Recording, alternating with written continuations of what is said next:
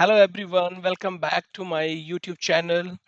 If you are learning Kubernetes and want to understand how security and access control works in a real cluster, then this video is for you. Today we will learn Kubernetes namespace and the RBAC with the complete step-by-step live demo. This is the agenda for the day. So we will start from namespace, why we are needed namespace. Second will be what is namespace, and then we will go for the demo, right? And in the demo section, basically it will be from means what is namespace, then we will create it and we will assign a service account over there, and then we will check. So before going to the demo, let's discuss about the namespace, right? The biggest question is here, why namespace are needed and what is namespace, right?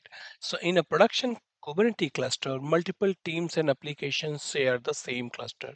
Means in a single cluster, we have a dev team, we have a QA, we have a non-prod, prod, multiple users and multiple are working on the same cluster, right? So without namespace, all resource would be live together, causing security risk and naming conflict and difficulty to manage the inquiries, right? So without namespace, without isolation, right, it's not possible to manage all the infrastructure at the same time, right? So namespace solve this problem by isolating the resources. Just like in a building, we have a multiple rooms, right? So one room for the one person. So means inside a building is a single, but inside that building we have a different rooms for that. So this is the same concept you can use here. So a namespace is a logical partition inside a Kubernetes cluster. Just a logical partition means it's a we are not going to physically divide a Kubernetes cluster, right? We have a one Kubernetes cluster. Inside the Kubernetes cluster we are going to divide the multiple part of that, right? We will see in a demo, then you will understand. It's allow you to divide a single cluster into multiple virtual environment. What does mean by means you will feel you are using the multiple Kubernetes cluster, right? Each namespace can have its own pods, services, deployment, access, and the control rules for that. And after that, let's discuss about the RBAC as well here. So what is RBAC?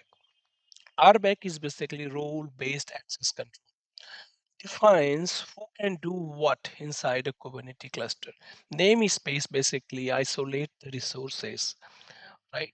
But RBAC control access to those resources, right? Suppose you have created a resources, you have created one namespace, right? But this you can only isolate that environment, but how you are going to control that part, that is handled by the RBAC. So without RBAC, any user could delete or modify your critical workload. So it's a demo time. Let's jump to the demo and see how we will figure it out.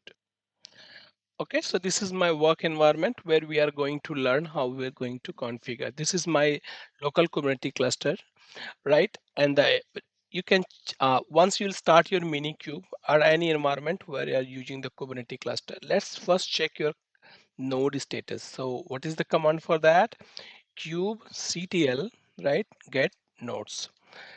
Okay, now you can say status is ready, means we are okay to move further. So first, what I'm going to do here, I will create a namespace here, right? First, I will create a namespace. After that, we are going to create the rules and the binding, and we will see the how to assign the permission, and in the last, we will check how the whole things means namespace along with the RBAC is working together. Okay, so kubectl create namespace. I have given the name of the demo ns. Just click enter. Now you can see kubectl get namespace. So here you will see 6 seconds before we have created this demo ns here, right? Once it is done, means once you verify, let's create a pod inside this namespace, right? Okay, so let's create one pod here and enter. Okay, so now let's check this one kubectl get pod. right? There is no name, means nothing is here. Why nothing is there? Because this is using the default namespace, and we have created this resource under this demo namespace. So what you have to do here, just hyphen n namespace. And what is your namespace? Demo hyphen ns. Right now you can see your Nginx pod is running here. Means you are creating your resource inside, because we have given this command here, create these pods inside this namespace. So once it will be ready, you can only see these resources on the this namespace only. You cannot see on the default one, right? So this is means we have created the namespace. Now next to the jump to the in creating the roles and the binding other stuff here. Okay, now we are going to create a role. This role is basically for what purpose? Means they can see the path, means they can get, they can list and they can watch, right? So I already created this one, right? This object. So for applying this, we are going to run this command kubectl, right? Apply hyphen f and the file name role.yml. Done. You can say it's created. After that, once it is done, let's create a user. In a Kubernetes, user is called basically a service account, right? So let's create a user here. So I have just created this. This is the command kubectl create a service account, and the demo user is name of the user is demo user inside this demo name space. If you want to see kubectl get service account, you will. Oh, okay, I'm sorry. It's a CTL, right? Get s. It will show you default. If you are just putting the hyphen n demo ns, you will see here demo user will be there, right? Once it is done, now we have to create a role bind. Means we have to create a role binding where you are going to bind this user to that roles, right? So for role binding, I have this script for you. I have already created this YML file. So let's jump, run this command kubectl apply hyphen f role binding. Okay, role hyphen binding dot, something is wrong, kubectl, oh god, kubectl spelling kubectl. Okay, now you can see it's done.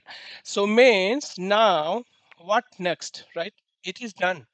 Okay, so let's try to create a pod, right? Because we do not have given the permission. You can see here, we do not given the permission of creating these pods. So how you are going to check this one? Just click on that. There is a command called auth can I, right? So let me just click this command. So what this command is going to do here, right? This will create a pod, right?